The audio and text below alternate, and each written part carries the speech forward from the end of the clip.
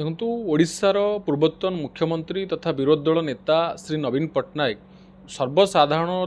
जगह को जबरदखल करते घर सम्मुखें जहाँ फल आंबुलांस फायर ब्रिगेड्स गाड़ी साधारण लोक लिंगराज मंदिर और एयरपोर्ट जीवारे असुविधा होता है बहु एक्सीडेंट होता से नहीं आम सरकार को पिटिशन फाइल करथिली जे ये जबरदखल मुक्त करा जाऊ नवीन निवास सम्मुखर और सर्वसाधारण सुविधापी ये जगहटी दि जाऊ। देखिए परवर्ती समय सरकार कौन कार्यानुष्ठान ग्रहण कले परवर्ती समय आम मानवर उच्च अदालत द्वारस्थ होइतिलु। सरकार जो एबे सरकार को मानवर उच्च अदालत नोटिस पठे जे एक्शन नियंतु एवं कौन से एक्शन सरकार नहीं नथिले ना रिप्ले सबमिट कर पार नथिले जहाँ फल मानवर अदालत विरक्ति प्रकाश करने सहित 3 सप्ताह मध्य एफिडेविट फाइल करने राज्य सरकार को कही। वर्तमान केस गढ़ी चलती 2-4 दिन मामला रही कि परवर्ती समय आज जो प्रसंग आसी जो कथा चर्चा को आसी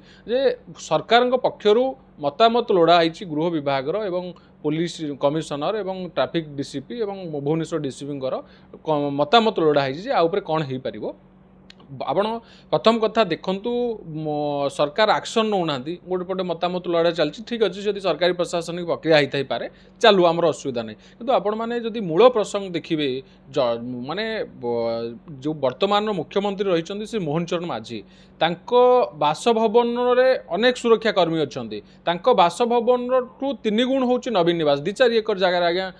नवीन निवास होती आज्ञा सी तो मुख्यमंत्री क्वार्टर ठार बड़ मुख्यमंत्री क्वार्टर जब एत संख्यक पुलिस सुरक्षा एवं पुलिस बाटालियन थी जदि हो पारुची गोटे क्वार्टर जदि पुलिस माने सिक्यूरिटी अरेंजमेंट हो पारुची ताले विरोधी दल नेता सुरक्षा पाई कौन दरकार ये केवल क्षमता अखंडता प्रभुत्व और क्षमता जाहिर करने ये जबरदखल कराई अर्थात जिते से मुख्यमंत्री थे जमी क्षमतार थे जो भाई स्टाटस पाउले जो भाई पाउले वर्तमान से भाई पाइबे ये गोटे अहंकार लोक सर्वसाधारण लोक हैरान कर राज्यवासी को हैरान करी ये क्षमता देखबार माने कौन सरकार जबरदखल मुक्त करार आवश्यकता अच्छे। आपण मैंने जदि जो मैंने सुरक्षा आड़े कहते आज्ञा जो आम सुरक्षापी करूँ सुरक्षा भी तो मोहन चरण माझी सुरक्षा कौन अधिक नवीन पट्टनायक सुरक्षा सिक्यूरीटी मैंने अच्छा कि पूर्व तो विरोधी दल नेता श्री जयनारायण मिश्र श्री नरसिंह मिश्र एमाने जितेबाला थे आम कौट देखु सी क्वार्टर आगे गोटे पाख रास्ता को फाड़े माड़ बसिक सुरक्षा आड़े रखिंट ये सब सरकार क्षांत जो मैंने जबरदखलकारी से क्षांत रुहतु